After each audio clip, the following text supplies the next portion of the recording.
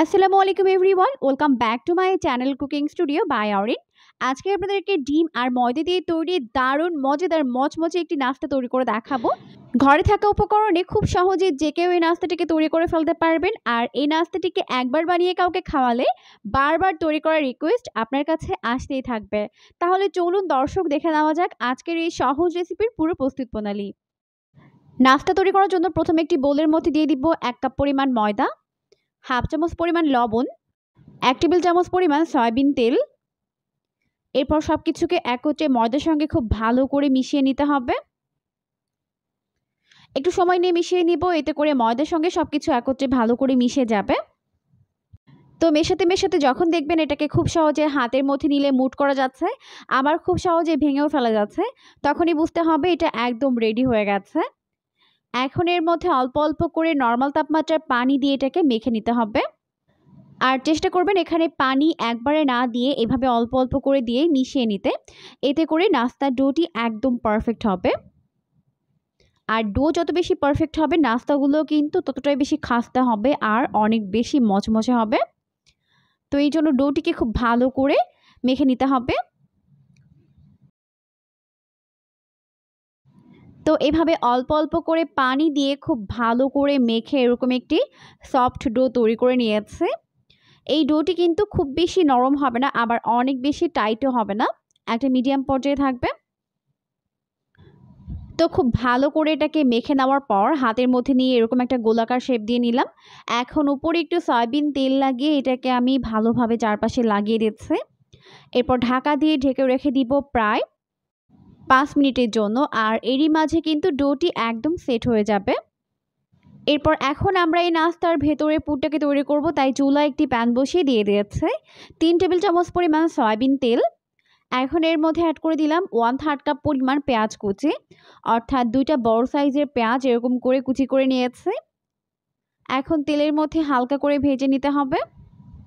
পেঁয়াজগুলোকে তেলের মধ্যে ভেজে নেওয়ার পর যখন একটু নরম হয়ে যাবে তখন আমি এর মধ্যে কিছু মশলা অ্যাড করে দিলাম।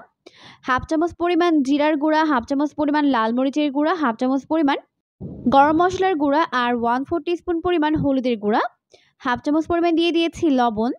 আর অল্প একটু পানি দিয়ে এখন মশলাগুলোকে খুব ভালো করে কষিয়ে নিতে হবে। আর এরই মাঝে কিন্তু পেঁয়াজগুলো ভালো করে নরম হয়ে যাবে। এরপর আমি এর মধ্যে একটা ডিম ভেঙে দিলাম এই পর্যায়ে, দিয়ে খুব ভালো করে মিশিয়ে নিলাম।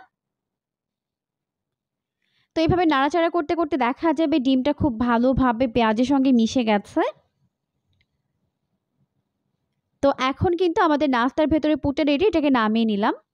আর এদিকে 10 মিনিট পর ডোটি খুব ভালোভাবে সেট হয়ে গেছে। এখন এটাকে হাতের মধ্যে নিয়ে এরকম করে একটু মেখে নিলাম। এরপর যে কয়টা নাস্তা তৈরি করব ওভাবে এটাকে ভাগ করে নিতে হবে। আমি যতটা পরিমাণে উপকরণ নিয়েছি এতে করে আমার 5টি নাস্তার শেপ হবে। তো আমি এটাকে 5টি ভাগে ভাগ করে নিচ্ছি।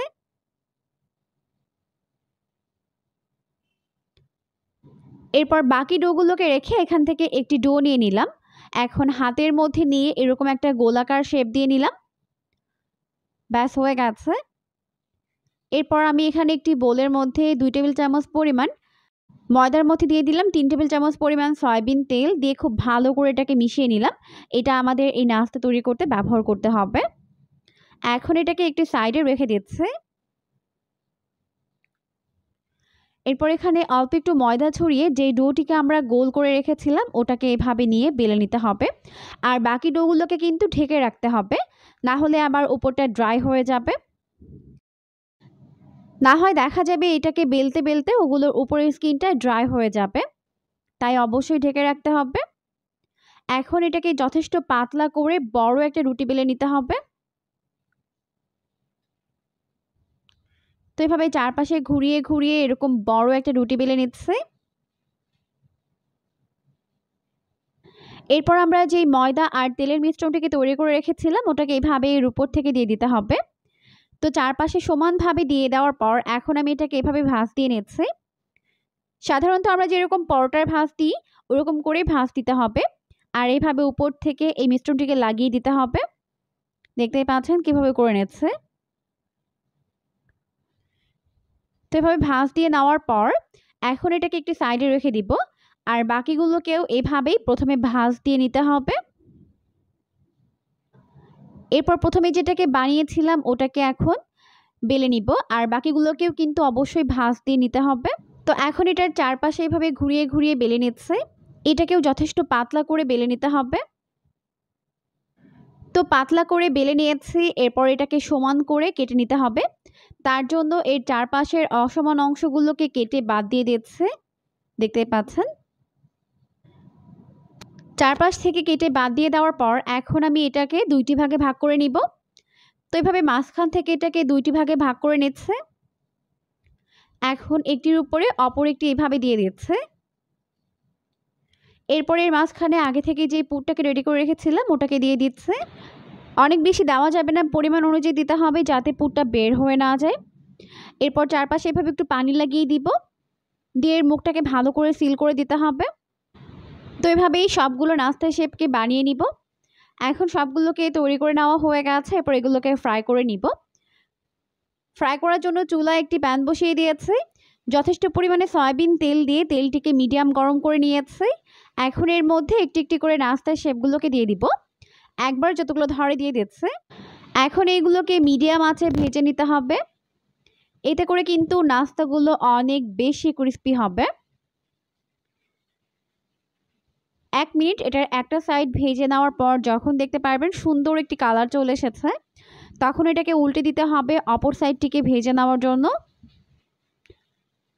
তো এভাবেই উল্টে পাল্টে দুইটা সাইড এরকম গোল্ডেন ব্রাউন করে ফ্রাই করে নিতে হবে।